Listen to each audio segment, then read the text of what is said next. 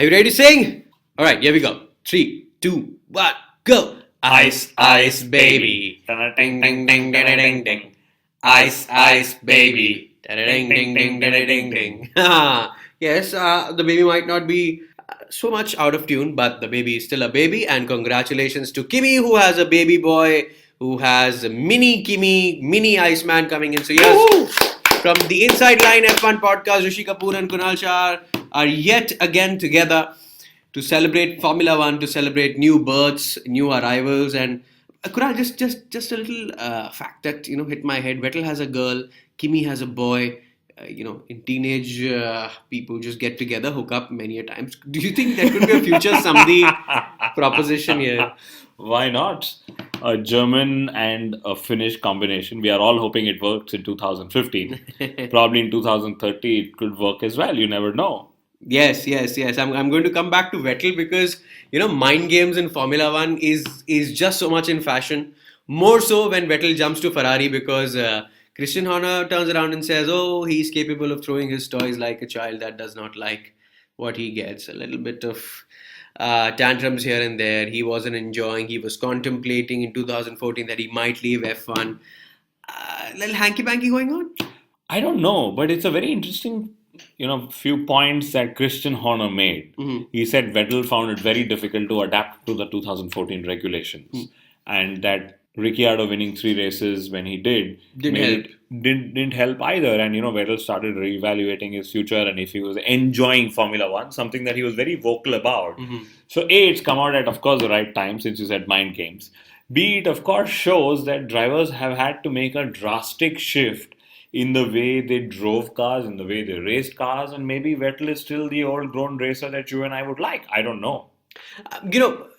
What I want to bring here to the table is something that people don't understand about Formula One versus the other sports is, for example, Tiger Woods won in golf for the longest time, and no rules in golf were ever changed. Yes. Australia won cricket for the longest time. No rules in cricket were ever changed just because Australia were winning or tie. But this happens in Formula One when an ex person or an ex team starts dominating. After every few years, you change rules to not let that happen, which I believe is not fair. So in all fairness to Vettel could get the best out of the earlier regulations, and to change it for him, Well, it's happened to Ferrari, it's happened to Vettel. Now Vettel is in Ferrari. Let's hope it happens to Ferrari again. But I must tell you, I'm glad he didn't quit because the sport needs a world champion like him. I know I'll get a lot of criticism yet again for calling him a legendary world champion. But let's face it, he got 4 wins on the trot.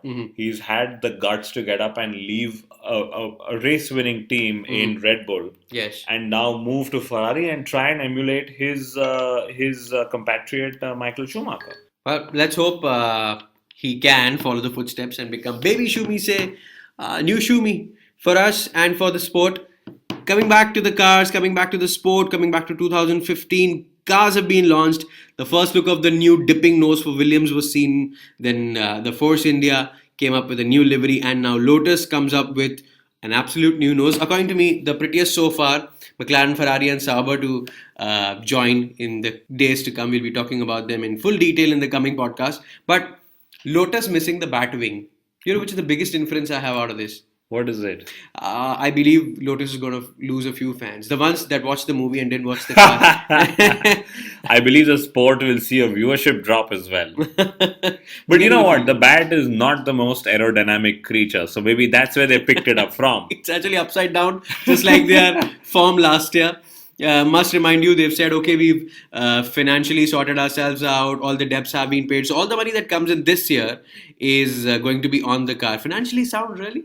Yeah, I mean, if you have Maldonado on your side bringing in some 40 million pounds, you are surely more than financially sound. By the way, Maldonado, in all due fairness, has got a lot of criticism about his talent, etc. Do you know that Maldonado, as pointed by one of our F1 partners, Graham from talkingaboutf1.com, has firstly been kind enough in carrying our podcast. Secondly, said that the new super license system would have not allowed a lot of current existing champions to enter F1, but Maldonado would have made it. Absolutely. And so much for all the criticism that we gave the system.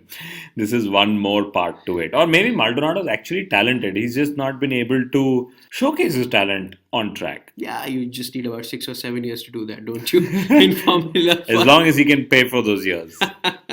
All right, talking about fitting into roles, I'm going to talk about fitting into uniforms.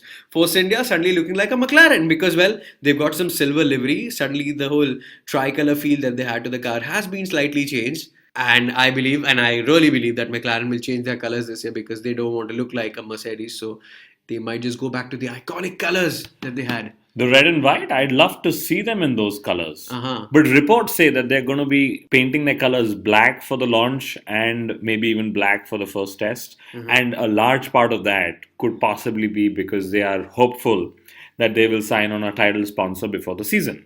Maybe they are in a habit of announcing everything late, like Alonso announced late, Button announced late, colors announced late, and maybe they're approving. Maybe they're waiting for the board to approve these colors.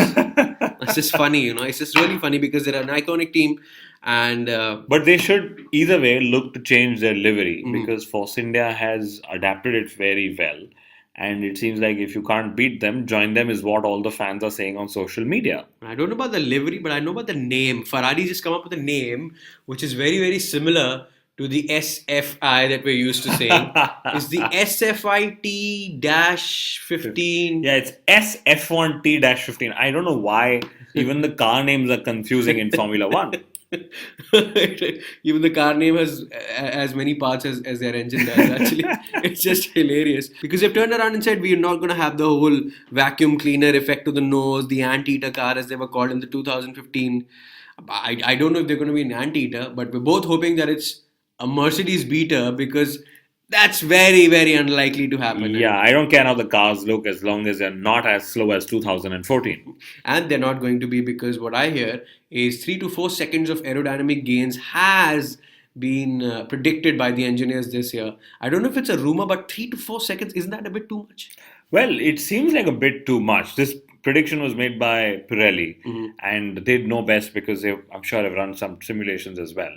And what I do believe is, given that the engine is frozen for a large part and still unfrozen, the gains that cars can make this year onwards will be more on the aerodynamic side.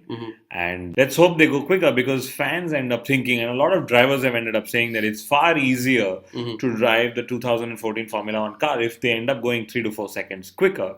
I bet the drivers will be hard at work along with fidgeting those buttons on their wheel. Yes, too many buttons. Only the McLaren has an extra one in the form of Jensen. But to remind you, Formula One also may look at absolutely more powerful cars with 1000 bhp being promoted very heavily. Ricciardo said, oh, it's going to be so much fun, 1000 bhp, yay. Yeah, I mean, the cars are probably going to be more edgier to drive, and that's what we would love to see. More driver mistakes. Edgy cars reminds me, the Red Bull racing team saying that, well, this might be the last Adrian Newey car that we're going to design, so we're going to take our time, we're going to come in late. Yeah, I think they're also missing the first test.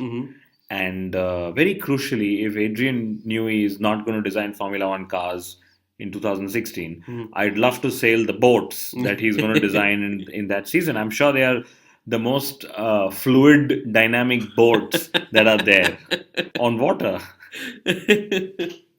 Renault says we're testing the waters now. We've actually got some restructuring in the team and in the factory, and we've come up with some new ideas. We at the Inside Line F1 podcast absolutely believe that instead of restructuring people and positions, please restructure cooling systems, restructure specifically they should restructure the turbo and the engine places like they say the Mercedes has. Or even better, they might just restructure the badge on their engine and put a Mercedes one and just sell it. Yeah, or it'll be great. I mean, there'll be 6 teams with Mercedes engines, some of them rebadged by Renault. The fans will love it, the teams will love it. There'll be more cars on the grid with the same engines. Yeah, they should absolutely do that. But talking about new teams, Robert Kubica, hail the man's talent, is going to be starting a new World Rally Championship team. And the WRC... Thank God. Yeah, thank God it's not an F1 team. A, I doubt if he'll have the money to run an F1 team. B, I don't want him to see lose money. And forget him having the money. I bet whatever money he's made and saved, he would have lost 10 times more of that by buying a Formula One team. I'm so glad Rishi, that you and I own the Formula One podcast called the Inside Line F1 podcast, and Very- nothing to do with racing in Formula One. Instead, we should buy a Formula E team. I tell you. I'll tell you what, our podcast is very, very aerodynamic. It just interferes with the waves and nothing else. If you're a fan, you must stay tuned. You should subscribe to our various electronic platforms. Our Twitter handles are there. You can write to us. You can leave a comment or two. We can always get back to you.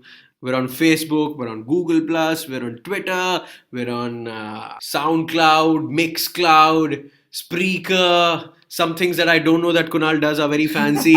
Listen, wherever you listen to your audio, we are possibly there out there on the iTunes platform as well. Tune in, listen to us, and keep racing, guys.